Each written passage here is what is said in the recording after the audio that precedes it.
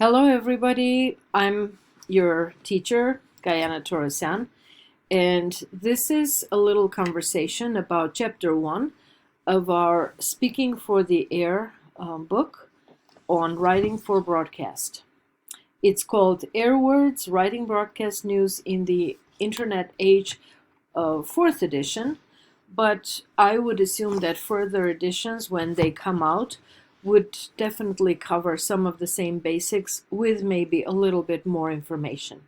So today's conversation is going to be only 15 minutes. I'm not going to use any visual aids because this way you can hear me, and if necessary, I can refer to the textbook. So the first chapter is about understanding what your audience needs. Let me begin by saying that in this class, we're learning to write copy that will be read back on television, radio, internet news, wherever people are not looking at sentences, but listening to another human being speaking. So this is writing for a speech. And if you looked at the syllabus, you'll see that in this class we actually discuss not only radio, television, and online media, but also a little bit of film. The part of film, the medium of motion pictures, where people are talking in dialogue, monologue, those parts are also based on good writing because they also need to be written to be heard. So, what does the audience need? The audience needs clarity, brevity, and going straight to the point. Because when I'm listening to someone talk, just imagine me talking to you right now. If I started by reading you copy that begins God knows when, in ancient history, and then got to this point when you and I are in this class together, at this point of time, you would lose interest and you would stop listening to me. Kind of just like I'm doing now. But if you want me to get to the point, you would want me to say, writing for broadcast requires extreme clarity. This is why broadcast writers are eliminating everything that does not bring new meaning. Period. So let's expand on that. I would write further.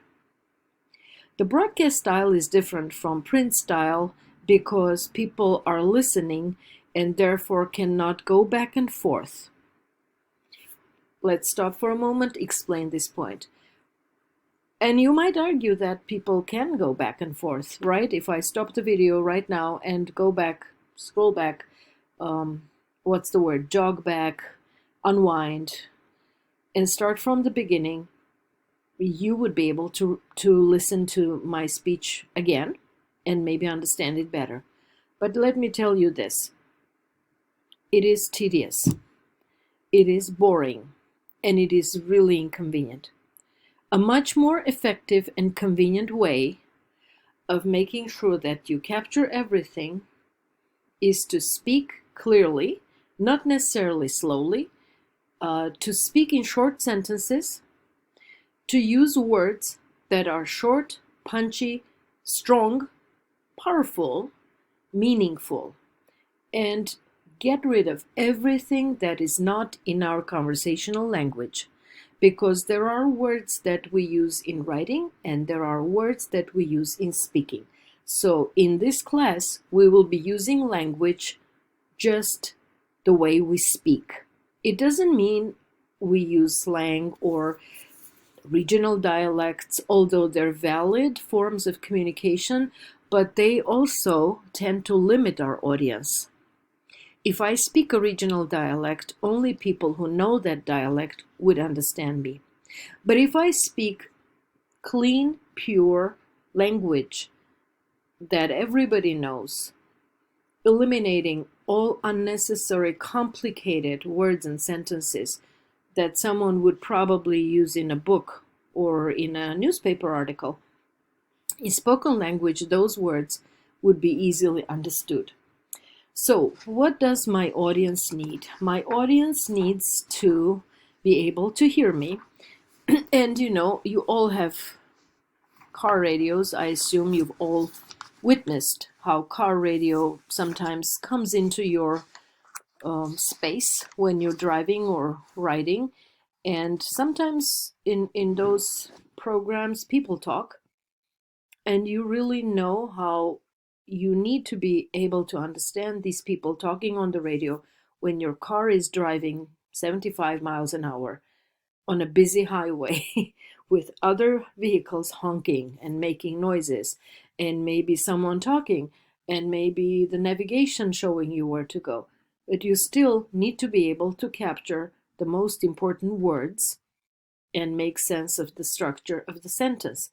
So that's what we're aiming for: extreme clarity in any circumstance where your listening is a secondary job, not your primary thing, but a secondary job.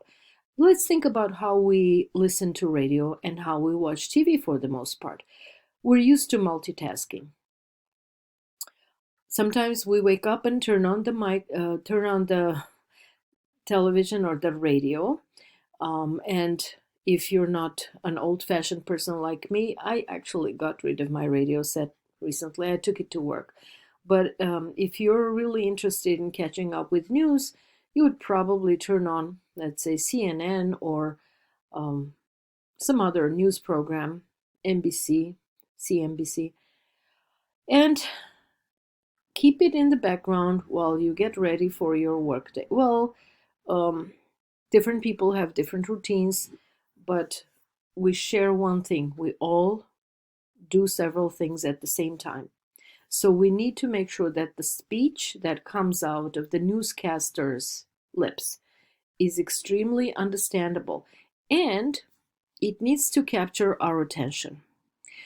No matter how clear the person speaks, if what they're saying is boring and redundant and long and irrelevant, we're not going to listen. So, what does the audience need? The audience needs something that captures their attention. Who's watching, listening, or logging on? There is a part in the chapter, and when you all get your books, I suggest that you read that part. But who's listening? Everybody listens, everybody captures some sort of news, everybody follows news. And what we do is we consume 7 to 10 news items every time we sit down to browse through our phone or computer screen or watch TV or listen to radio. We don't sit down and finish one story. We rarely do that unless we really have the time. First thing in the morning, we're going to look at 7 or 10 different pieces of information and grab the ones that interest us and then look further.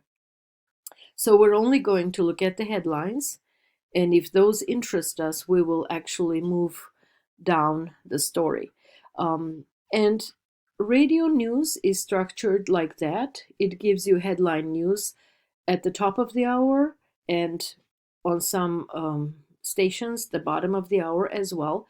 The headline newscast is on NPR. It is 4 minutes, and then an additional 2 minute length is available for those who want to listen further.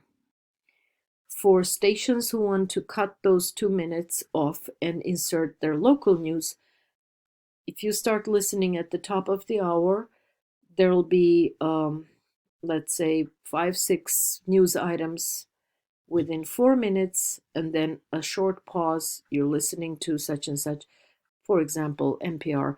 And then after a short pause, like 2, 3 seconds, another 2 minutes. So basically, what I'm trying to say is that what we call headline news is really a good sampler, a smorgasbord of items that happened while you were asleep, news that broke while you were asleep. A new vaccine is out. Senate is tied over the COVID assistance, COVID relief package. There was an explosion in Kentucky, and Iowa is experiencing unusual snowfall even for the Midwest. and so on and so forth. And from these, you pick the ones that interest you most and start listening later on when they elaborate on those stories. But each item is going to be very short, and that's why they're called headline news. How do they capture our attention? They need to tell us something. They need to tell us news. So, what is news? In this part of the class, of the course, the first third of the course is going to be around news. So the criteria for newsworthiness, something becomes news if I say so, because I work in radio and I read the news to you, so I get to decide what's news for you. So I'm gonna say those things, the inauguration ceremony, the 21st of the new president, that's national news. If you want to say huge snowfall in Iowa, that's also national, but for Iowans it is regional. And if we want to say in Oneonta, let's say the local powers passed a bill that allows raising chickens, right? It happened a couple of years back. That's really local news. So what makes it interesting to me? If it has impact on me, if it affects me, well, the choice of a new president by all of us who voted, it does affect all citizens. The snowfall in Iowa affects people who live in the Midwest or want to travel, and so it does have limited appeal. But overall, it might be interesting if it's really unusual, if it really has to do with the bigger picture, like climate phenomena. And the local news is important because it is close to us. It happens in our backyard. News can also be important because of the people involved, celebrities, newsmakers, politicians. It's called proximity. And there's always news that has a human angle, cute puppy stories or heartwarming stories, especially around the holiday times. That will be news. So if I'm talking about the sales, online sales, um, this is economy, right? Around the holiday season, sales are up. It is kind of obvious that around the holidays people would start buying gifts. That is obvious and it affects everyone. But if you want to narrow it down to your region, to your state, let's say if you read something nationally that sales are up, then you can go and look in your own region, talk to some department stores and see if they're selling stuff online or in person, and how come a lot of stores are closing. But from a national story, you can narrow it down to make it local, but it definitely needs to have an appeal. It needs to have an impact on your audience. So in the PowerPoints, I'm not going to repeat the content of the PowerPoints. You will read more information about why is radio, why is broadcast a convenient medium, especially the voice medium. Now, when we talk about radio, we can actually switch words and say podcast, but podcast has a lot of other qualities that are different from radio. So before I end this conversation, this part of our dialogue, I want to invite you to think about the differences between podcast and radio. And in order to be able to do that, I would invite you to please look at the PowerPoints that I shared with you. Please read the first chapter of the textbook when you have your textbook, and if you have the textbook now, read it. And much better, please listen to the newscast from National Public Radio that I shared with you online.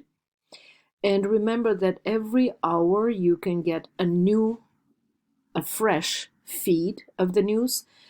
Try to count how many stories are there and what's their appeal, and if you're interested in those stories or not.